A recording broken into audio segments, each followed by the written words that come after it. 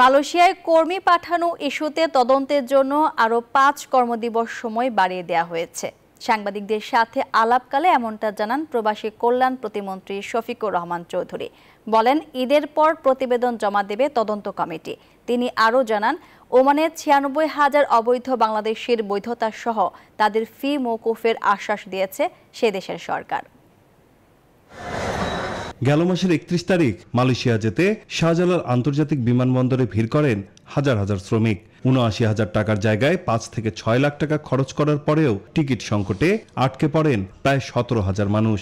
এই সংকটের জন্য দায়ীদের বের করতে প্রবাসী কল্যাণ মন্ত্রণালয় গঠিত তদন্ত কমিটির প্রতিবেদন দাখিলের মেয়াদ শেষ। কিন্তু শেষ দিনে এসে প্রতিবেদন দাখিলের মেয়াদ বাড়ালো মন্ত্রণালয়। প্রবাসী কল্যাণ প্রতিমন্ত্রী জানান, মালয়েশিয়া যেতে না পারা ক্ষতিগ্রস্ত ৩,০০০ শ্রমিক এখন পর্যন্ত মন্ত্রণালয়ে অভিযোগ করেছে। আমাদের তদন্ত কমিটি একটু সময় চাইছে।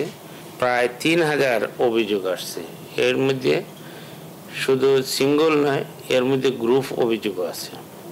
সেই হিসাবে আমরা আমাদের তদন্ত টিমকে বলছি যে যেহেতু ৫ দিন বাড়ানো হয়েছে, এর ভিতরে যা অভিযোগ আসবে সেগুলো আমলে নিয়ে আসার জন্য। নতুন শ্রমবাজার নিয়ে প্রতিমন্ত্রী বলেন, এরই মধ্যে বিভিন্ন ক্যাটাগরিতে ৩,০০০ জনশক্তি নেয়ার ব্যাপারে আগ্রহ প্রকাশ করেছে দুবাই, যার মধ্যে ৯০০ জন যাবে খুব শিগগিরই। এছাড়া শ্রমবাজার খুলে দিয়েছে কাতার। পাশাপাশি অবৈধ ৯৬,০০০ বাংলাদেশি কর্মী বৈধ করা ও তাদের জরিমানা মওকুফের আশ্বাস দিয়েছে ওমান। ৯৬,০০০ অবৈধ হয়ে গিয়েছিলেন কর্মী বিভিন্ন পর্যায়ে, সেগুলোকে তারা বৈধ করবে সেটা আমাদেরকে দিয়ে দিয়েছে। সেটা বড় অ্যাচিভমেন্ট।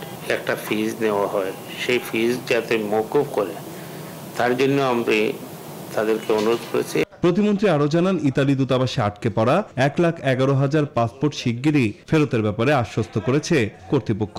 পাসপোর্ট যাতে দ্রুত গতিতে ফেরত পায়। নাইম আলচিকো, নিউজ 24, ঢাকা।